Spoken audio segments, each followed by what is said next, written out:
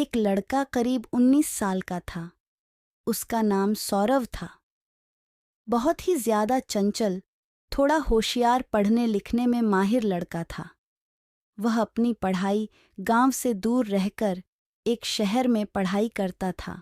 सौरव के कॉलेज में गर्मियों की छुट्टी तथा होली की त्योहार के कारण उनके कॉलेज में छुट्टी होने वाले थे।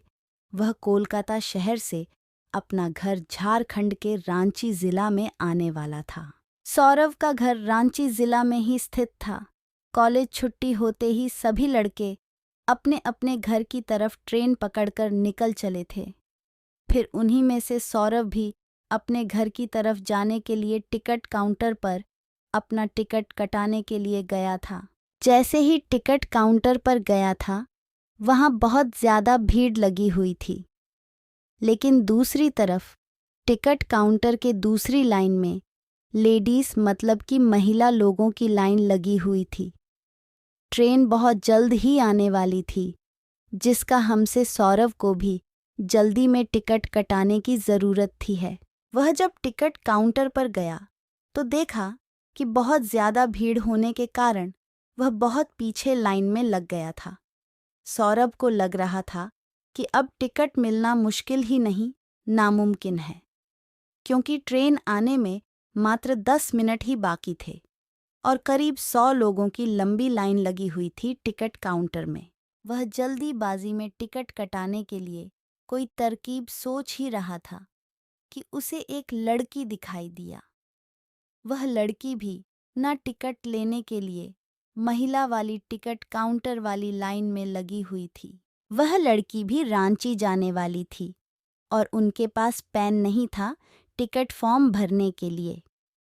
ऐसे में सौरव के ऊपरी पॉकेट में कलम देखकर वह लड़की कहती है कि कृपया मुझे थोड़ा सा कलम दीजिएगा, मुझे भी फॉर्म भरना है टिकट खरीदने के लिए। उसके बाद सौरव कहता है, मैं लिखने के लिए कलम तोड़ दे दूंगा, लेकिन कृपया करके मेरे भी टिकट वश में भाग लीजिए। आप भी उसी स्टेशन तक जाइएगा जिस स्टेशन से मुझे घर जाना है। तभी वह लड़की पूछती है कि आपको कौन सा स्टेशन पर जाना है। उसके बाद सौरभ कहता है कि मुझे झारखंड के रांची स्टेशन तक जाना है। फिर उसने वह लड़की भी कहती है मुझे भी झारखंड के रांची डिस्ट्रिक्ट रखी जाना है। फिर उसके बाद सौरभ कहता है कि एक ही टिकट में मेरा भी नाम बाहर लीजिएगा, मुझे भी टिकट मेले में आसानी हो जाएगी और फिर हम लोग उसी टिकट से अपना सफ़र तय कर लेंगे। लड़की सोनू का बात मान जाती है। वह कहती है कि ठीक है, मैं आपका टिकट अपनी टिकट नहीं मिलाकर ले लूँगी। फिर सौरभ अपने पॉकेट से पैसे निकलता है। उस लड़की को देखा है ताकि वह टिकट उसके बदले भी कटाते हैं। हम दोनों आदमी टिकट लेकर दौड़े दौड़े ट्रेन के पास आता है। जैसे ही ट्रेन में दोनों आदमी चलते हैं, ट्रेन को 1 मिनट में अपना इंजन चालू करके चल पड़ती है। हम सांवरा और वह लड़की दोनों चैन की सांस लेते हैं और दोनों आमने सामने वाली सीट में बैठकर बातें करने लगते हैं।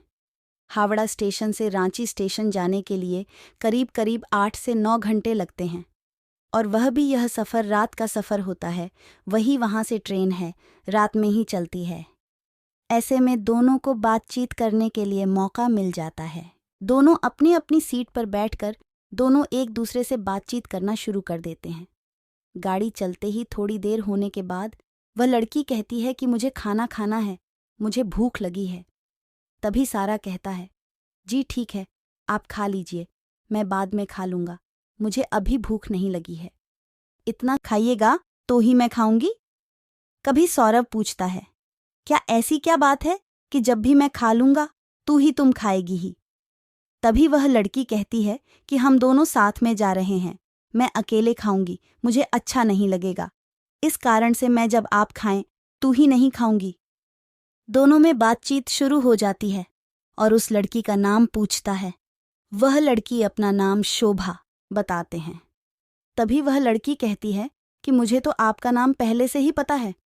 उसके बाद सौरभ कहता है कि आपको मेरा नाम कैसे पता चला है।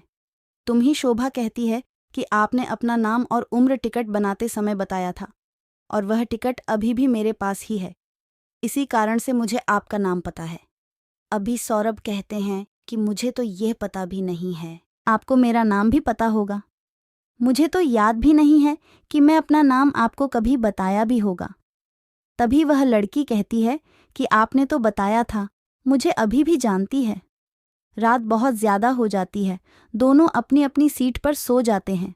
सुबह के 3 बजे नींद टूटती है दोनों की। उसके बाद दोनों अपनी अपनी पानी की बोतल से अपना सामान होता है और फिर दोनों एक दूसरे से बातचीत करना शुरू कर देते हैं। ऐसे बात करते करते सुबह के 6 बज जाते हैं।